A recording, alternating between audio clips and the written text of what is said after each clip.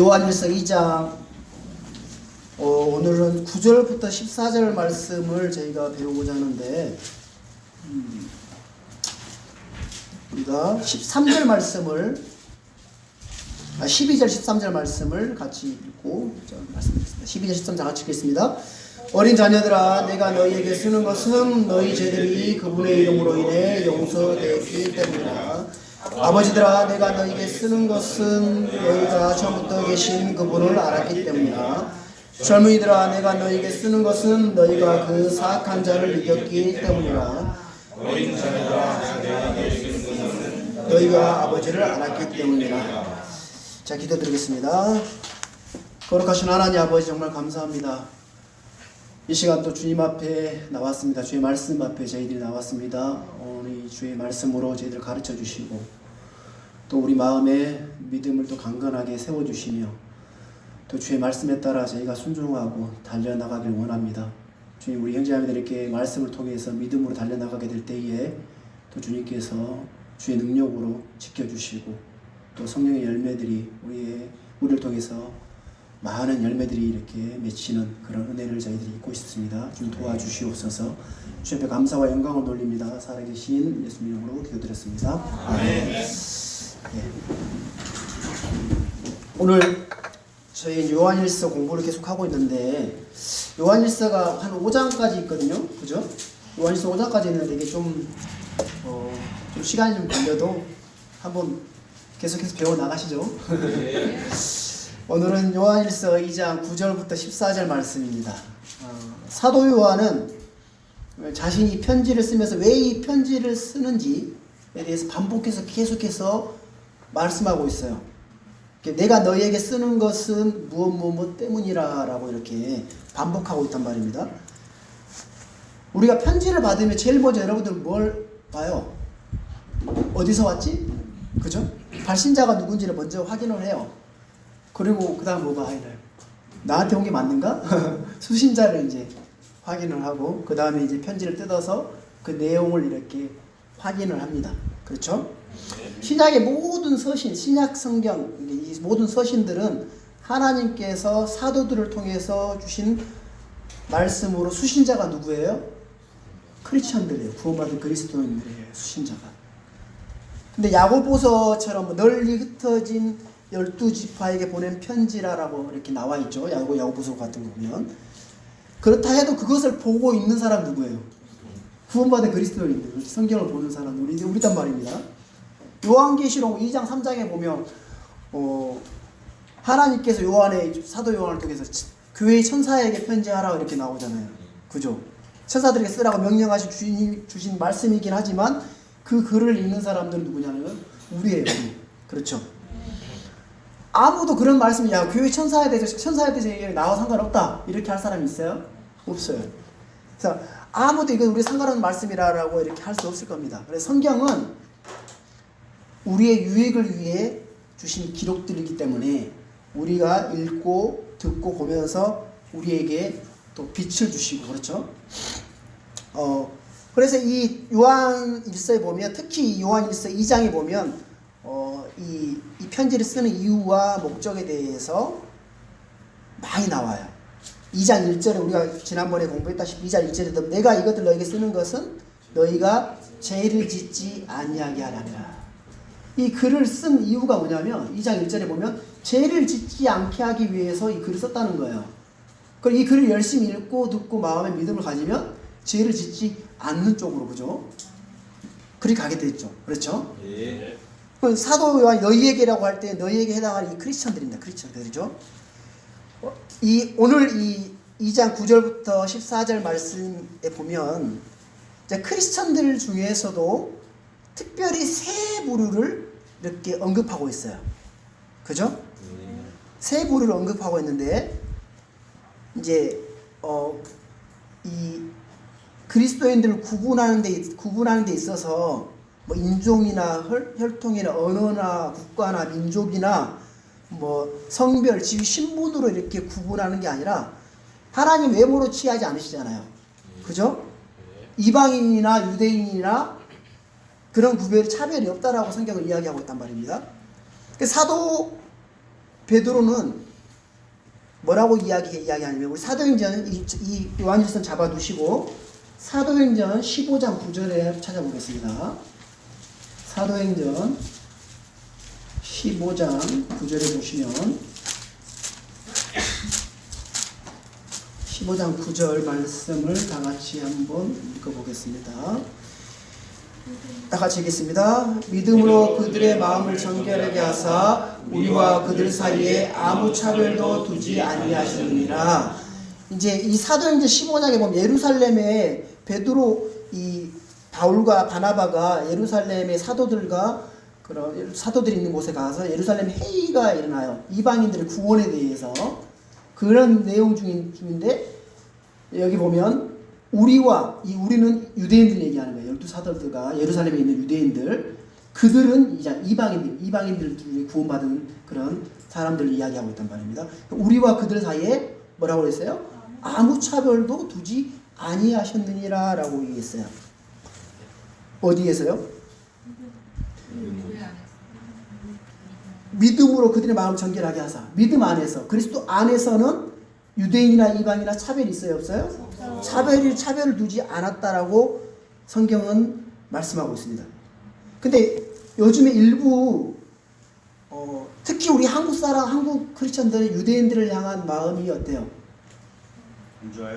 예? 안 좋습니까? 우리 이제 안 좋으면 안 되는데 아니 이제 대부분 이제 한국 교회에서 유대인들에 대해서는 나는 좋다라고 생각하지 않을까라는 생각을 해보는데, 특히 이제 오늘날 일부 유대인 중심주의, 그 유대인 중심주의나 유대교 우월주의, 이제 히브리 뿌리 찾기 이런 운동을 하고 있는 주장하는 그런 파들이 있거든요. 그래서 유대교로 뭐 돌아가자, 율법으로 돌아가자 하는 뭐 안식교 뭐 이런 데 있죠. 안식일을 지켜야 된다 뭐 이런 유대인 그 유대인 우월주의에 빠져 있는 그런 사람들이거든요. 근데 성경은 뭐라고? 우리와 그들 사이에 아무 차별도 두지 아니하셨다라고 분명하게 이야기해 놓았어요. 자, 우리 로마서 3장 22절 한번 찾아보겠습니다.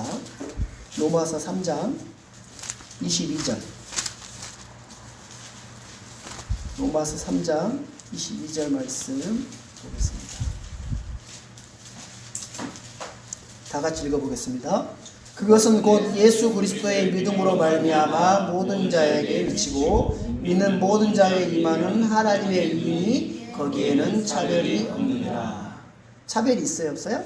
차별이 없다라고 성경은 말씀하고 있습니다. 자, 차별이 없다. 근데 이 신약 성경의 말씀이 참 놀라운 말씀이긴 한데, 구약 1500년 역사는, 구약의 1500년 역사는 유대인들과 이방인, 여러분 구약 성경 읽어보시잖아요. 유대인들과 이방인들 간에 확연한 차이가 있어요, 없어요? 있어요.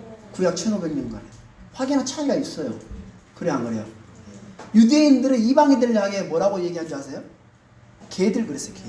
개라고. 개 취급했단 말이에요. 근데 그게 아무렇지 않았단 말이에요. 아무렇지 않았어요. 유대인들 이방인들 개들이라고 불렀어요. 왜? 하나님은 유대인들을 택하셨고 특별한 보물이라고 이렇게 삼으셨기 때문에. 근데 그 삼은 이유가 그 유대인들을 통해서 이방인들에게 유일하신 그 하나님을 선포하기 위해서, 여호와 하나님께서 참 하나님이시다는 것을 선포하기 위해서 유대인들을 택하셨고 부르셨단 말이에요. 근데 그거 하지 않았기 때문에 유대인들이 이렇게 이방인들에게 넘겨져 버렸고 그랬죠. 그러니까 유대인들은 자기의 선민의식이기 때문에 이방인들을 개 취급했고 그렇게 차별이 있었단 말이에요. 근데 신약에 오면서 차별이 없다는 거예요. 그리스도 안에, 믿음 안에. 놀랍죠? 자, 우리 로마서 10장 12절도 한번 찾아볼게요. 로마서 10장 12절.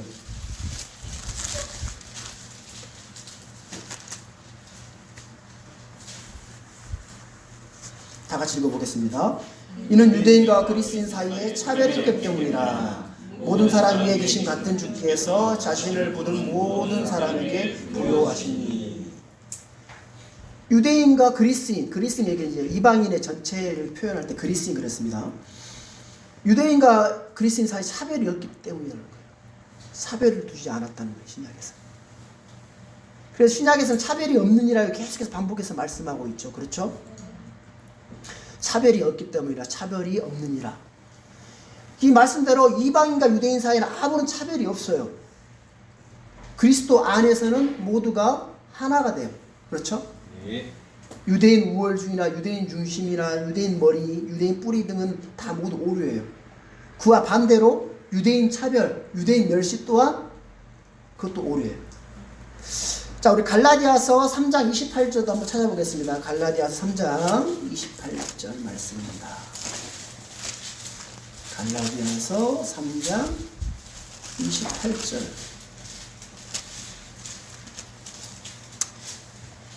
다 같이 읽어보겠습니다. 거기에는 유대인이나 그리스인이 없고 매인자나 자유로운 자가 없으며 남자나 여자가 없나니 너희는 다 그리스도 예수님 안에서 하나이니라. 아멘. 그리스도 안에서는 인종이나 민족, 혈통, 언어, 신분, 지위 등 전혀 외모 차별이 없다는 말씀입니다. 그렇죠? 그리스도 안에서는 모든 다 하나가 될 수 있어요. 그리스도 없이 하나가 되는 것은 죄입니다. 그리스도 없이 하나가 되는 것은. 그렇지만 그리스도 안에서 하나가 되는 것은 성령님의 역사입니다. 자, 우리 한 구절만 더 찾아보겠습니다. 골로새서 3장 11절 찾아보겠습니다. 골로새서 3장 11절.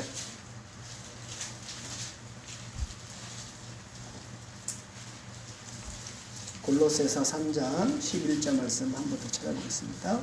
다 같이 읽겠습니다. 거기에는 그리스인이나 유대인이나 할례자나 무할례자나 바바리인이나 수구대인이나 매인자나 자유자가 없나니 오직 그리스도만이 모든 것이요 모든 것 안에 계시니라. 자, 이런 말씀들을 통해서 우리는 그리스도 안에서는 차별이 있어요, 없어요? 차별이 없다는 사실을 분명하게 알고 있습니다. 분명하게 말씀하고 있어요. 그래서 이 신약에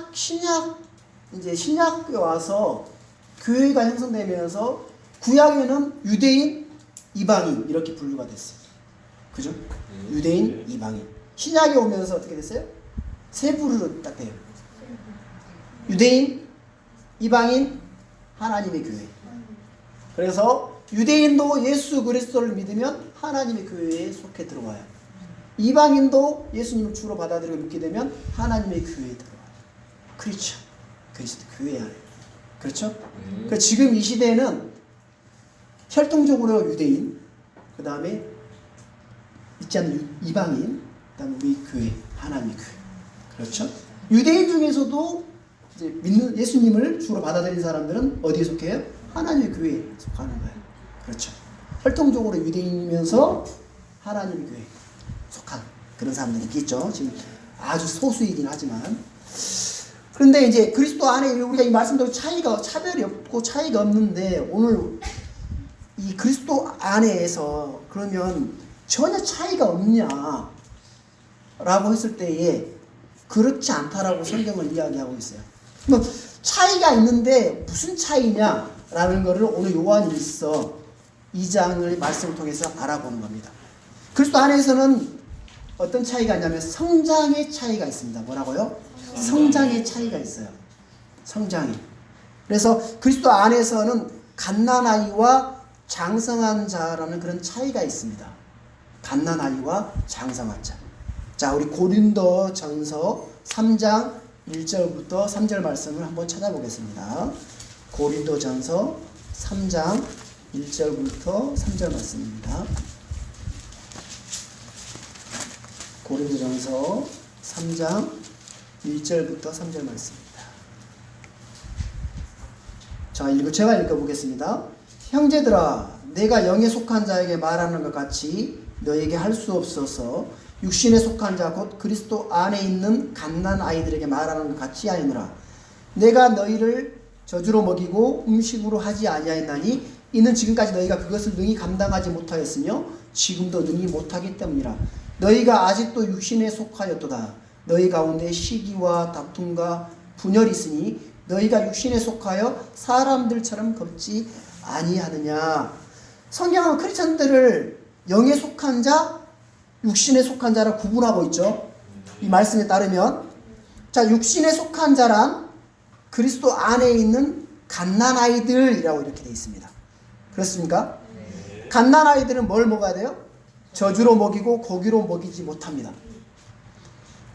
갓난아이들은 단단한 음식을 먹을 수가 없어요. 그 이유는 뭐예요? 그것을 감당하지 못하고 할 수도 없기 때문이라고 성경은 이야기하고 있습니다. 말씀하고 있습니다. 너희가 아직도 육신에 속하였도다라는 말씀은 이게 구원받은 그리스도인이 아니란 말이 아니라, 그렇죠? 분명히 구원받은 그리스도인이 맞긴 한데 육신에 속했다는 겁니다. 뭐라고요? 육신에 속했다. 육신에 속한 자 갓난아이. 이렇게 성경은 구분하고 있단 말입니다. 우리 히브리서 5장도 한번 찾아보겠습니다. 이와 비슷한 말씀으로 히브리서 5장 13절 14절 말씀입니다. 히브리서 5장 13절 14절 말씀인데 이거 다 같이 한번 읽어보겠습니다. 저주를 사용하는 자마다 갓난아이이므로 이의 말씀에 능숙하지 못하니라.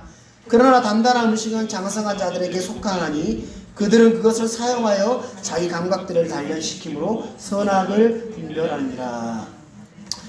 여기서 우리는 다시 한번 갓난아이란 말씀을 볼 수 있습니다. 여기 말씀에 의하면 누가 갓난아이입니까?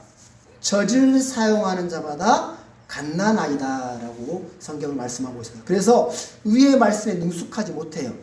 자, 의의 말씀은 누구의 것이라고 해요? 장성한 자들의 것이라고 말씀하고 있습니다. 장성한 자들은 지각을 사용해서 선악을 분별하는 자들이랍니다. 갓난아이들은 그리스도인이긴 하지만 육신에 속한 자로서 의의 말씀에 능숙하지 못하고 할 수도 없고, 장성한 자는 영에 속한 자라. 자, 그리스도 안에서 남녀노소나 빈부귀천이나 혈통이나 어떤 언어의 차이는 없어도 이 차이는 분명하게 구별되어 있습니다. 그렇죠? 그래서 특히 오늘 요한일서 2장에 보면 사도 요한은 그리스도인들을 세 부분으로 나누어서 언급하고 있습니다. 어린 자녀, 젊은이, 아버지. 그리고 이걸 반복해서 두 번씩 이 셋을 언급하면서 이 편지를 쓰는 이유와 목적을 말하고 있어요. 12절에서도 내가 너에게 쓰는 것은 너희 죄들이 그분의 이름으로 용서되기 때문이라. 13절에도 너희가 처음부터 계신 그분을 알았기 때문이라. 너희가 그 사악한 자를 이겼기 때문이라. 너희가 아버지를 알았기 때문이라. 14절에도 너희가 강하고 또 하나님 말씀이 너희 속에 거하며 너희가 그 사악한 자를 이겼기 때문이라 하면서 이 글을 쓰는 이유에 대해서 분명하게 이야기하고 있습니다. 요한 자신의 편지를 읽은 대상이 어린 자녀들, 아버지들, 젊은이들 이렇게 셋으로 나누고 있거든요. 사도 바울은 갓난아이, 장성한 자 이렇게 둘로 나눴는데 사도 요한은 어린 자녀들, 아버지들, 젊은이들, 아버지들 이렇게 세 부분 나누고 있어요. 그렇죠? 자, 우리 본문 한번 보겠습니다. 요한일서 2장 9절 보겠습니다. 그 부분 뒤에 가서 더 자세하게 알아보고요. 요한일서 2장 9절에 보면 다 같이 읽겠습니다. 자기가 빛 가운데 있다고 말하면서 자기 형제를 미워하는 자는 지금까지도 어둠 가운데 있느니라. 주님은 세상의 빛, 생명의 빛, 사람들의 빛, 이방인들의 빛으로 오셨어요. 그렇죠? 복음은 빛입니다. 뭐라고요? 복음은 빛이에요. 빛. 주의 말씀은 빛이에요. 그래서 예수 그리스도를 믿는 사람들은 빛이라고 성경은 말씀하고 있습니다. 성경에 예수님께 너희는 세상의 빛이니 산 위에 세운 도시가 숨기지 못하리라 라고 마태복음 5장 14절에 나와 있는데, 구원받은 그리스도인들은 빛의 자녀들입니다. 그렇죠? 여러분은 빛이에요. 빛. 빛이 비춰야 되겠죠? 그렇죠. 자, 우리 에베소서 5장 8절 한번 찾아보겠습니다. 에베소서 5장 8절에 있는 말씀 찾아보겠습니다.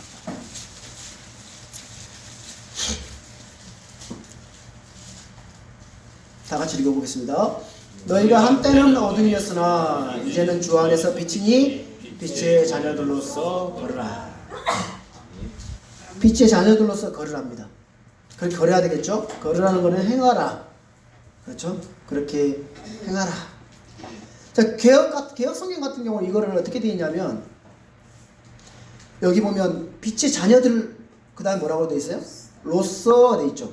그럼 빛의 자녀들이란 말이에요? 아니란 말이에요?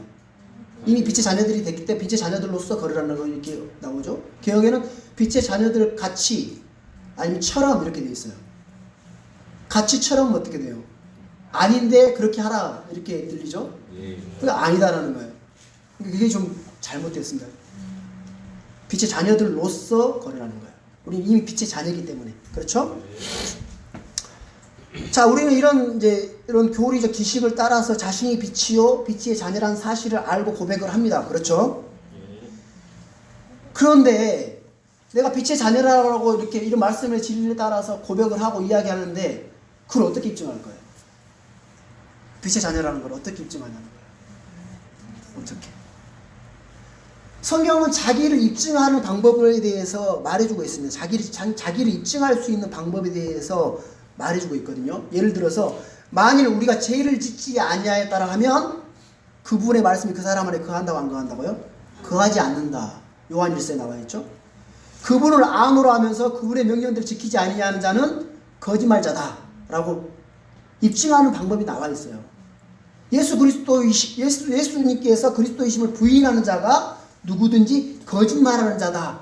요한일서 2장 22절에 나와 있고 하나님을 사랑하노라라고 말을 하면서 누가 자기 형제를 미워하는 자는 그는 거짓말하는 자라고 이렇게 입증하는 방법에 대해 정확하게 나와 있단 말입니다. 예수 그리스도께 자기 안에 거한다고 하면서 그죠? 자기 안에 계시는 줄 스스로 알지 못하면 그는 뭐라고 해서 버림받은 자라고 성경이 말씀하고 있단 말입니다. 그렇죠? 네.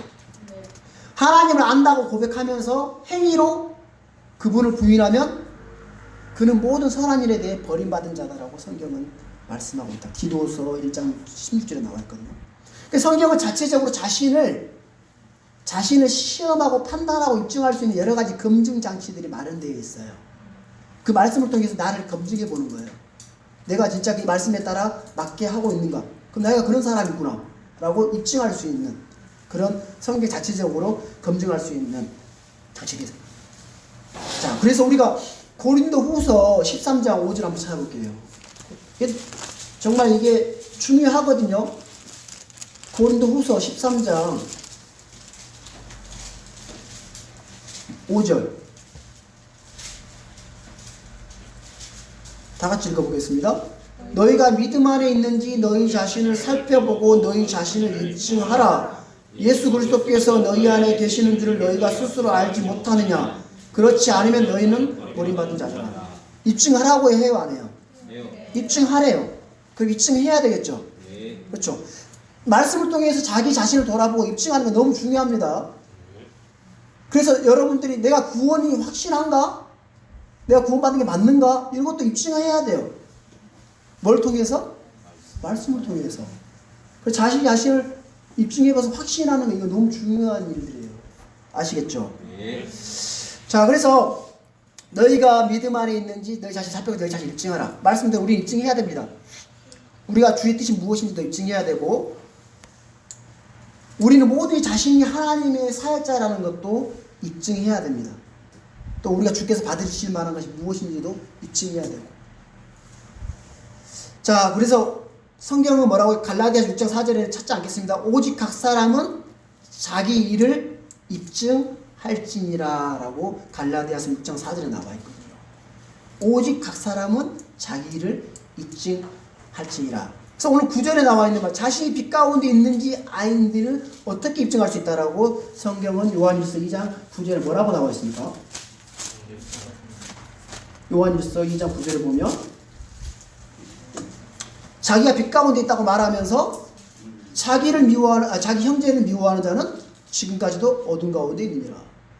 자기가 빛 가운데 거한다고 하면서 형제를 미워해. 그러면 성경에 따르면 그는 아직 어둠 가운데 있다라고 말씀하고 있다는 겁니다. 그렇죠? 형제를 사랑하는지 아닌지를 통해 알 수 있다는 겁니다. 형제 사랑은 그가 빛 가운데 있는지 아닌지를 정확히 알게 해주는 잣대예요, 잣대. 기준이단 말이에요. 그래서 형제를 사랑하지 않는 사람이라면 그가 교회에서 목사라는 직책을 갖고 있든지 교사든지 장로든지 어떤 선교사든지 집사든지 아무 상관없이 그 여전히 어둠 가운데 있다라고 성경은 말씀하고 있다는 겁니다. 그래서 빛 가운데 있다고 말하는 자가 자기 형제를 미워하는 자는 지금까지 어둠 속에 있는 것이다. 그래서 사랑과 미움의 관계는 뭐냐면 빛과 어둠의 관계라는 겁니다. 아시겠죠? 그럼 10절 보겠습니다. 요한일서 2장 10절. 10절 다 같이 읽겠습니다. 자기 형제를 사랑하는 자는 빛 가운데 거하며 그 속에 걸려 넘어질 것이 할 것이 전혀 없으나. 자기 형제를 사랑하는 빛 가운데 속합니다. 자, 여러분, 사랑은 율법의 뭐예요? 완성입니다. 사랑하는 자는 율법을 성취했다라고 말씀하고 있어요. 사랑은 뭐예요? 세워져요. 죽이는 게 아니라 세워준다고 해요. 사랑은 성도들이 열망해야 될 가장 최상의 큰 선물이라고 성경은 말씀하고 있어요. 사랑은 사라져요, 없어져요? 없어져요, 안 사라져요? 똑같은 말이에요. 사라져요, 없어져요? 사랑은 없어지지 않습니다. 그렇죠? 성경은 사랑은 모든 것 위에 입어야 될 완전하게 매는 띠라고 합니다. 띠. 우리를 묶어주는 띠. 사랑의 띠. 사랑은 허다한 죄를 덮는다라고도 성경은 말씀하고 있습니다. 사랑은 사람들에게 속한 거예요? 하나님께 속한 겁니까? 하나님께 속한 겁니다. 사랑하면 두려움을 내쫓게 돼요. 두려움이 없어져요. 자, 오늘 성경에 사랑하는 자는 빛 가운데 거하며 그 속에 걸려 넘어지게 할 게 전혀 없다라고 성경은 말씀하고 있습니다. 그래서 요한이서 1장 6절에 보면 사랑은 우리가 그분의 명령들을 따라 걷는 거라고 해요. 그분의 명령을 따라 행하는 것이 사랑이라고 말씀하고 있습니다. 그렇죠? 사랑은 자기 이웃에 해를 끼치지 않아요. 여러분, 사랑하는 사람에게 잘못되게 욕보이고 그랬습니까? 안 그러죠. 위하고 더욱더 감싸주고 안아주고. 그렇죠? 그 총각이 사랑을 하게 되면 자기 돈 다 써가지고 사랑하는 사람에게 바쳐요. 그죠? 그렇게 잠이 많던 사람도 새벽에 일어나가지고 막 데이트하러 가고 사랑하게 되면 그래 돼요. 그래야 여러분 안 해봤습니까? 그러니까 사랑을 하게 되면 바뀌어요. 그죠? 근데 이 사랑이라는 거는 물론 사람들이 하는 그런 사랑을 변화하게 시켜주는데, 이 사랑이라는 것은 어떤 타고난 성품이나 후천적으로 교육을 배워서 되는 게 아니에요. 뭐냐면 하나님으로부터 태어난 신성한 성품과 권능이 사랑입니다. 성경이 이야기하는 사랑을 말입니다. 하나님으로부터 태어난 그 신성한 성품 권능을 부여받게 될 때에 그렇게 사랑할 수가 있게 되는 거예요. 성경이 말씀하고 계시는 사랑 말입니다. 그래서 하나님으로부터 난 사람은 하나님을 사랑하듯 하나님으로부터 태어난 사람들을 향해서 사랑하기 마련이에요. 구원받은 그리스도인들을 향해서 뭔가 마음이 가고 사랑하게 되고 마음이 쓰이고 이게 정상이란 말입니다. 자, 우리 요한일서 5장 1절 한번 찾아보겠습니다. 요한일서 5장 1절.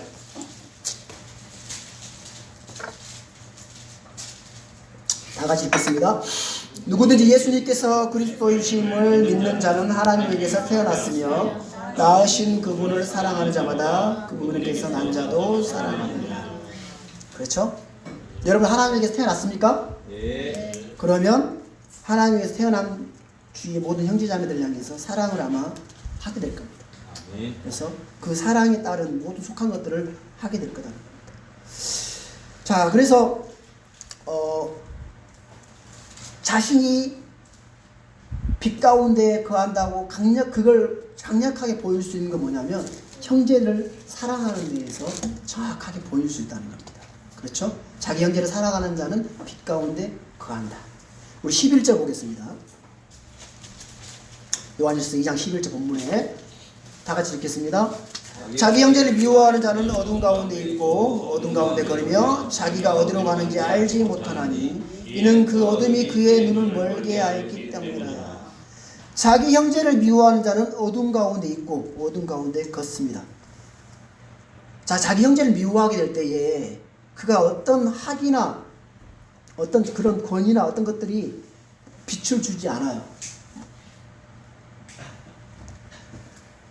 자기가 어떤 영적 체험을 했거나 신비한 것들을 이렇게 체험한 그런 환상 이런 것들 이런저런 이런 데 빛을 주지 않는단 말입니다. 그런 것들이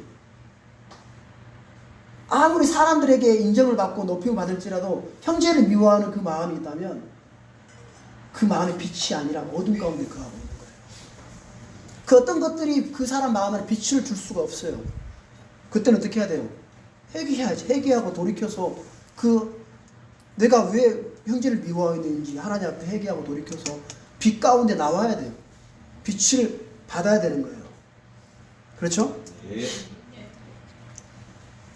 자기 형제를 미워하는 자는 어둠 가운데 걸으며라는 말씀대로 많은 이들이 어둠 가운데 있고 또 어둠 가운데 걷고 있어요.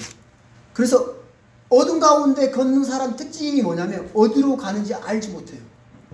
내가 진짜 어둠 가운데 있는 사람들의 특징이 뭐냐, 내가 어디로 가고 있지? 갈 길을 몰라. 가긴 가는데 그 목표점이 몰라. 어디로 가고 있는지를 몰라요. 또 특징이 뭐냐면 어둠은 눈을 멀게 해요. 눈을 멀게 해가지고 여러분 짙은 어둠 속에 딱 가보셨는지 모르겠지만 짙은 어둠 속에 그 공간에 들어가면 방향 감각도 사라지고요. 공간 감각도 사라져요. 그것뿐만 아니라 시간 감각도 사라져요. 내가 얼마나 이곳에 있었지? 뭐 이런 시간 감각. 내가 어디로 거기로 가지 마. 거기가 어디예요? 어둠 짙은 가운데. 거기로 가지 마 하는데 거기가 어딘지를 몰라요. 이게 어둠 가운데 있는 사람들의 특징이란 말입니다. 자, 사람의 몸을 어둡게 하는 게 뭐냐면 주님 내 눈이 약하면 내 온몸이 어둠으로 가득하리라 라고 했어요. 내 눈이 약하면 네 몸이 어두워진다라고 해요.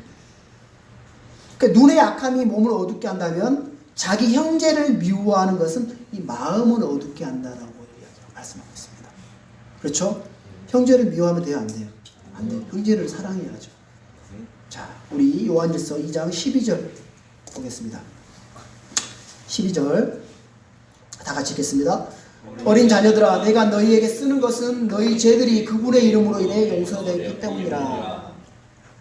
자, 어린 자녀들이라는 이 표현은 신약성경 한 10번 정도 나옵니다. 10번 나오는데 사도 바울이 갈라디아 4장 19절 한 번 표현했고 나머지 9번은 요한이 이곳에서 요한 1서에서 반복적으로 사용했어요. 어린 자녀들이라는 말씀.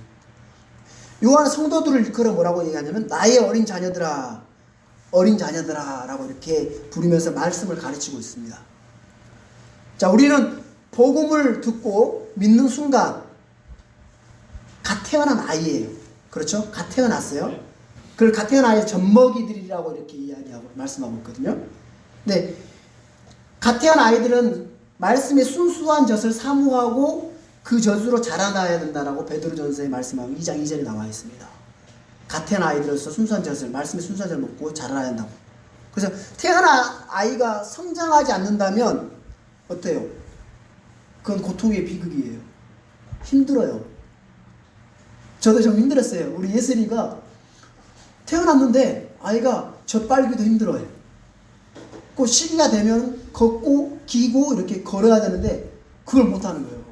그러니까 제 자매나 제 마음에도 어려움이 돼야 안 돼요. 어렵겠죠. 그러니까 갓 태어난 아이는 정상적으로 엄마의 젖을 잘 빨고 잘 이렇게 시기가 되면 그때 맞춰가지고 기고 걷고 일어나서 뛰어가고 이걸 해야 돼요. 그렇죠? 네. 지금은 잘하고 있어요. 시기 좀 늦긴 하지만. 네, 그러면 이게 태어난 아이가 성장하지 못하는 모습을 볼 때 부모의 마음은 어떻겠어요? 마음이 근심이 되고 걱정이 되고 염려가 되겠죠. 뭐 하나님 아버지는 어떻겠어요?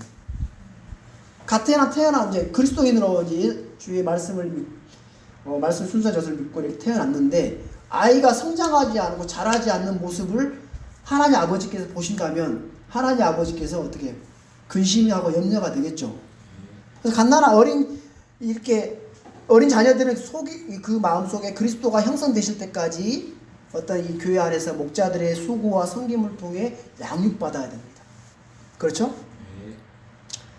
자, 아이들을 낳는 것도 저도 안 낳아봐서 모르겠습니다. 자매들 너무 고통스러워했잖아요. 그렇죠? 아이들 낳는 것도 힘든 일이지만 아이들을 낳은 후에 키우는 일은 더욱더 큰 수고와 어려움이 있습니다. 그렇죠? 여러분 다 경험해보시죠? 아시겠죠? 더 많은 수고와 섬김이 필요로 해요. 그렇죠? 이 바울은 뭐라고 이야기하냐면 우리 고린도전서 4장 15절 말씀 잠깐 찾아보겠습니다.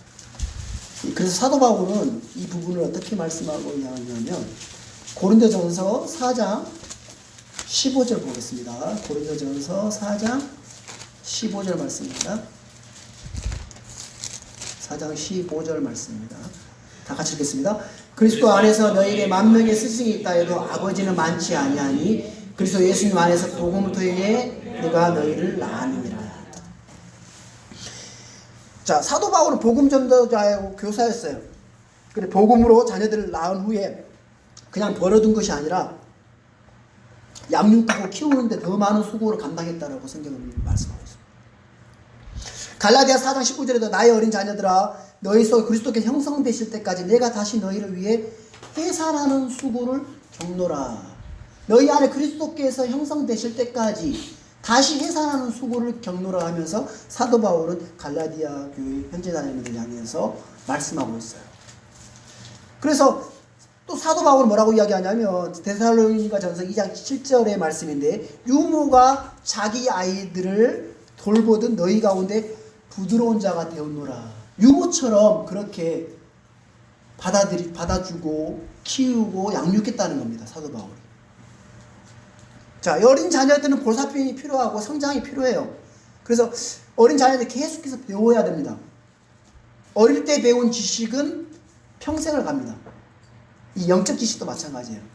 그래서 우리가 킹제임스 성경을 저는 좀 그런 생각을 가져봐요. 내가 다른 성경에 했다가 이제 킹제임스 성경 만나고 말씀을 이렇게 배웠잖아요. 좀 막 먹어야 돼요. 무슨 말이죠? 정신없이 먹어야 돼요. 저는 개인적으로 그런 생각을 좀 해봤어요.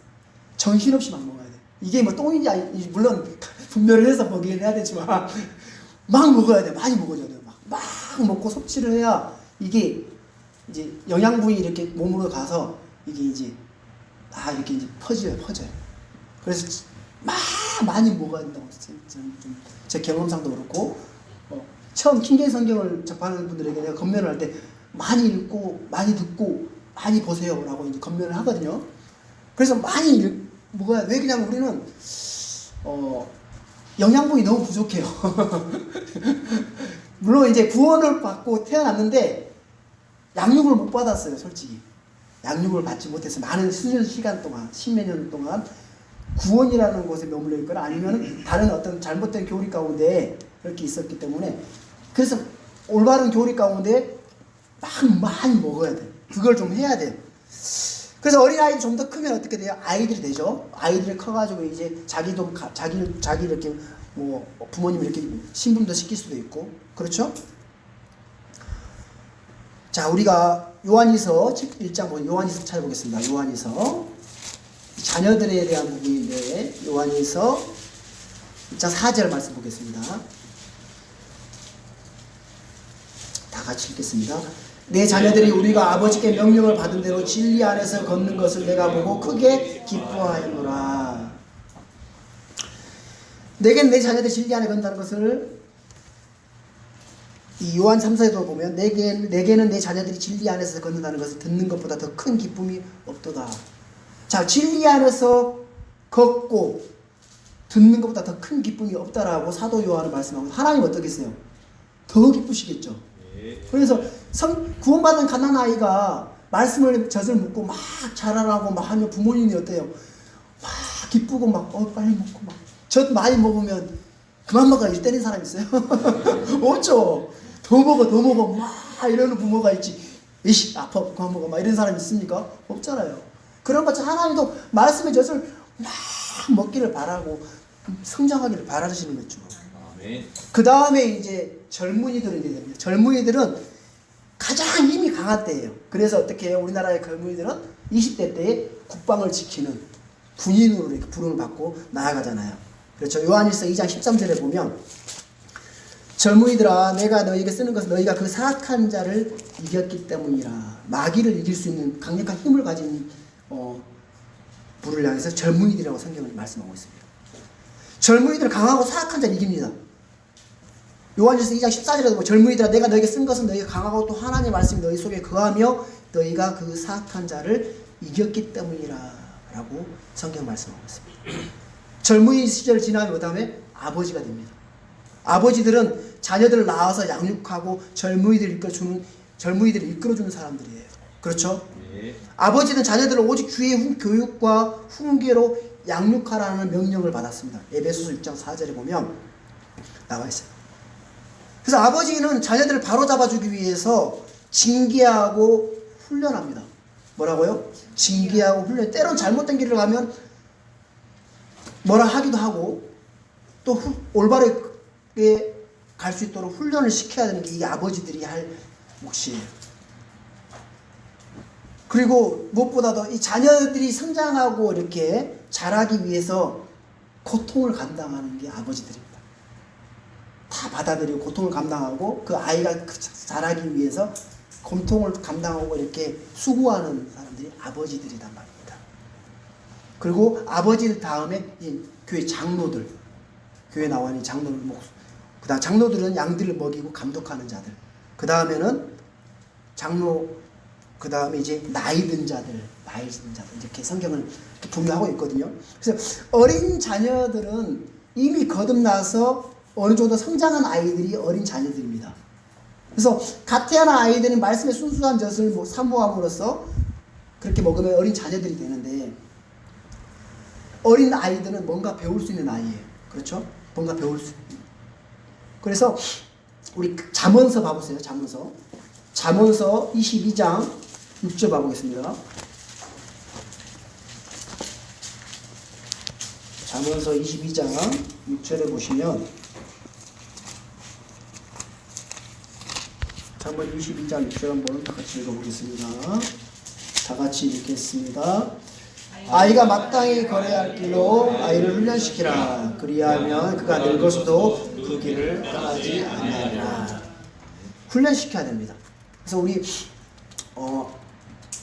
아이를 훈련시켜서 그 아이 때에 하나님의 말씀에 따라서 사는 법을 가르치게 되면 그가 늙어서도 그 길을 떠나지 않는다라고 성경은 잠언서의 말씀이 나와 있잖아요. 그렇죠? 예. 자, 어린 자녀들에게 이 편지를 쓰는 것은 그들의 죄들이 그분의 이름으로 인해 용서되어 있기 때문이라고 성경은 오늘 요한일서 2장 나와 있습니다. 그렇죠? 예. 요한일서에.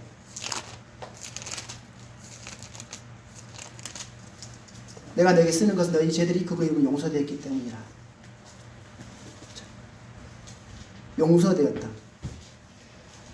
자, 용서되었다는 말씀을 주목해보면 성도들의 죄들이 이미 용서되었어, 안 되었습니까?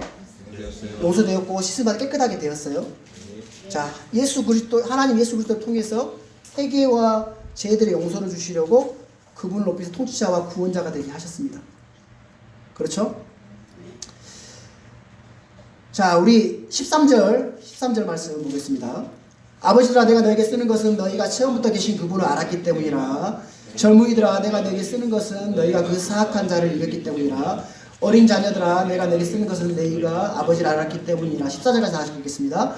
아버지라, 내가 너에게 쓰는 것은 너희가 처음부터 계신 그분을 알았기 때문이라. 젊은이들아, 내가 너에게 쓴 것은 너희가 강하고 또 하나님 말씀이 너희 속에 거하며 너희가 그 사악한 자를 이겼기 때문이라. 자, 여기 보면 이 어린 자녀들아, 13절 마지막에 보면 어린 자녀들아, 내가 너에게 쓰는 건 너희가 아버지들을 알았기 때문이라 라고 되어 있죠. 그렇죠? 자, 하나님의 아들의 영을 부어주심으로 하나님을 아버지라고 부르게 하셨어요. 그죠? 예. 자, 구원받은 자는 자신이 하나님의 아들임을 알고 하나님의 아버지이심을 압니다. 자, 우리는 석박의 영을 받지 않아 양자 삼으시는 영을 받았습니다. 그렇죠? 예. 자, 우리 14절에 보면 성경에 아버지들아라고 하면서 이 아버지들이라고 이야기하는 이 아버지들은 복음으로 자녀들 낳고 양육하는 자들을 향해서 아버지라고 얘기합니다. 예를 들어서 사도 요한이나 사도 바울이 이런 사람들을 아버지라고 말씀하고 있습니다. 그렇죠? 예. 그래서 성경에 그런 자 아닌 다른 어떤 땅에 있는 사람들을, 땅에 있는 자들을 향해서 너희를 아버지라 부르지 말라라고 얘기하고 있어요. 그렇죠? 너희 아버지는 한 분 곧 하늘에 계신 분이시니라 그러기 때문에 땅에 있는 사람을 아버지라고 부르지 말라고 하는, 땅에서 아버지라 부르는 그런 종교가 하나 있죠. 천주교, 그죠? 신부님, 그리고 다 아버지라고 부르잖아요. 그 잘못된 거예요. 그렇죠? 예. 그래서 이 성경에서 이야기하는 아버지들은 뭐냐면 복음으로 갓 태어난 아이들을 양육하고 자라게 하는 그런 일들을 감당하는 사람들을 향해서 아버지들이라고 말씀하고 있습니다. 그렇죠?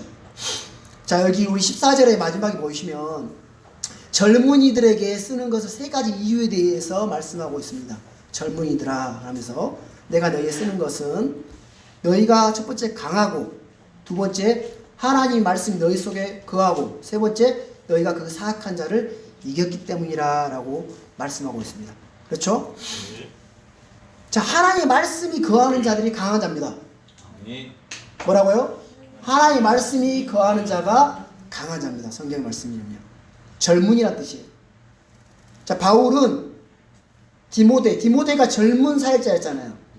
그렇죠? 그 디모데에게 뭐라고 이렇게 건면하고 이야기하냐면 디모데 후서 2장 1절 한번 찾아보겠습니다. 디모데 후서 2장 1절.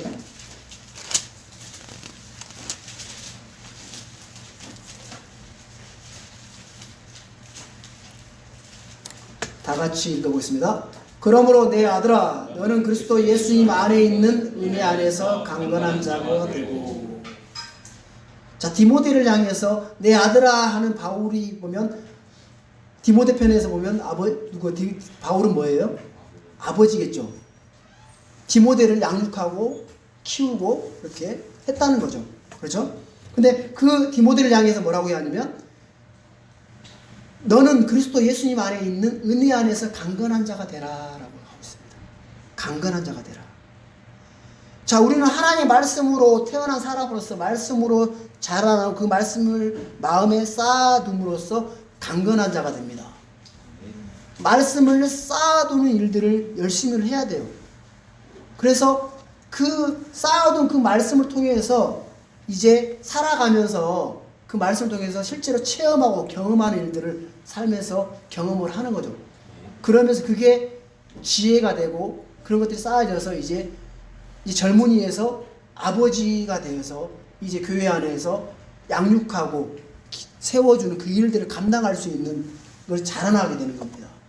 그래서 성경은 그리스도인들의 차이는 유대인과 이방인들에게 그런 차이는 없지만 그리스도인들 사이에 차이가 분명하게 있습니다.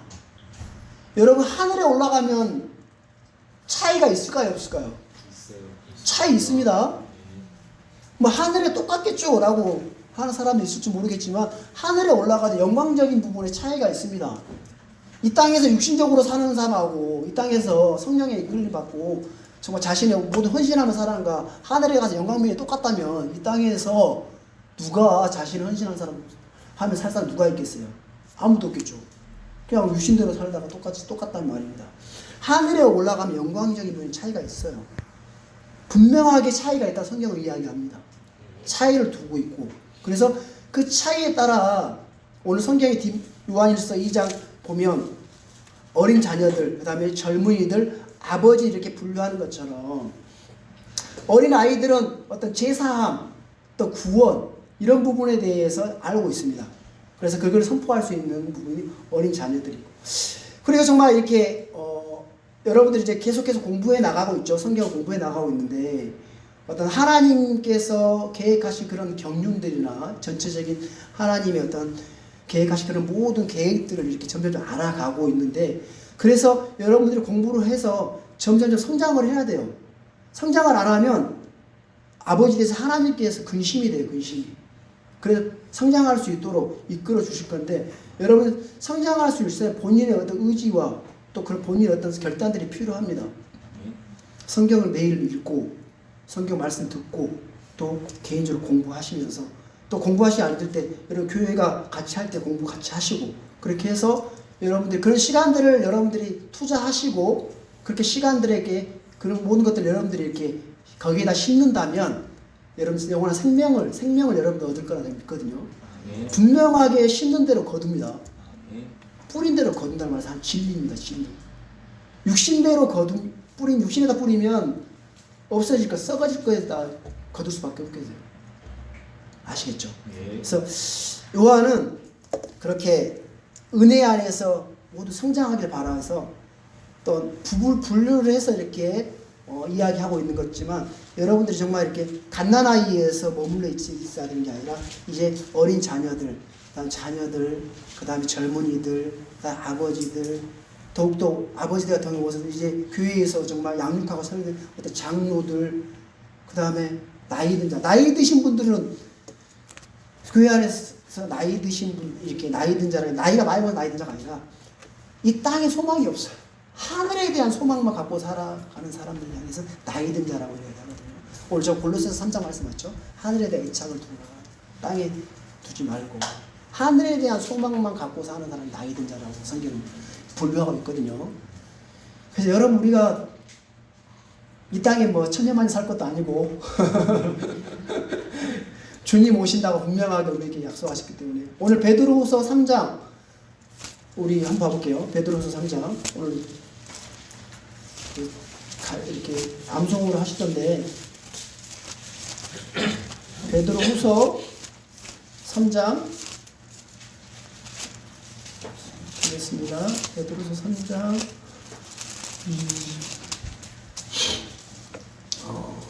3장 뭐 있습니까? 재촉하라는 말씀이 어디 있죠? 몇 절요? 맞아요. 서두르라 재촉하라. 12절 말씀이에요. 다 같이 읽어보겠습니다. 하나님의 날이 오는 것을 기다리고 서두르라. 그 날에 하늘이 불이부터 해체되고 원소들도 뜨거운 열로 녹으려 13절 다 같이 읽겠습니다. 그럼에도 불구하고 우리는 그분의 약속에 따라 우리가 거하는 새 하늘과 새 땅을 기다립니다. 자, 이 보면 기다리고 서두르라는 말씀이 있죠. 우리말로 이제 서두르라라고 번역이 됐는데 재촉하라는 말씀이 재촉하라. 재촉하라. 재촉을 어떻게 해요? 하나님 빨리 오시기를 재촉하는 것은 예수님께서 내가 속히 온다 해서 안 했습니다. 속히 가리니, 속히 오리니 했죠? 속히 온다는 약속이 있습니다. 그 약속을 믿음으로 주님, 주의 말씀대로 그와 같이 속히 오시옵소서라고 재촉하는 겁니다. 서두르라. 자, 우리는 새 하늘과 새 땅을 기다립니다. 그래서 여러분들 이 교회 안에서 그리스도 예수님 안에서 여러분들 강건한 자가 되고 어린 갓난아이나 어린 자녀들이나 어떤 그곳에 머물러 있지 않고 정말 젊은이들 강한 자가 되어서 마귀를 이기고 승리하는 그런 힘 있는 자들이 성장하길 바라고 그것뿐만 아니라 이제 아버지들로서 교회 안에서 정말 어린 자녀들을 양육하고 키울 수 있는 그런 정말 성장하는 우리 형제자매들이 되어서 우리 강양 말씀 침례교회가 그런 일들을 감당하고 또 새로운 분들이나 또 이 말씀을 알지 못해서 진리를 알지 못해서 어려워하는 그런 분들을 향해서 건면해주고 권유해주고 이끌어줄 수 있는 그런 모든 형제자매가 이렇게 성장했으면 좋겠습니다. 그래서 그렇게 자라서 하나의 은혜를 가운데 우리가 은혜를 입었으면 하는 마음이 있습니다.